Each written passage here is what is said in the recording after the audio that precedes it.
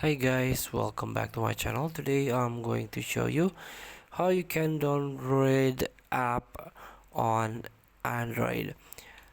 So if you feel one of the app that you already update is not working properly, you can try to downgrade the app.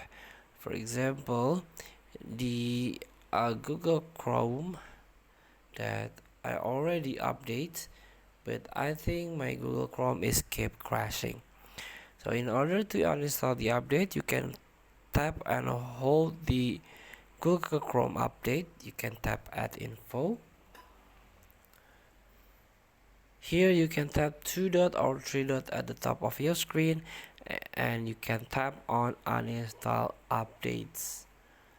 Not not only you, or maybe not only the Google Chrome that you can uninstall the updates, but any application that have 3 dot or 2 dot at the top of the screen can uninstall the updates.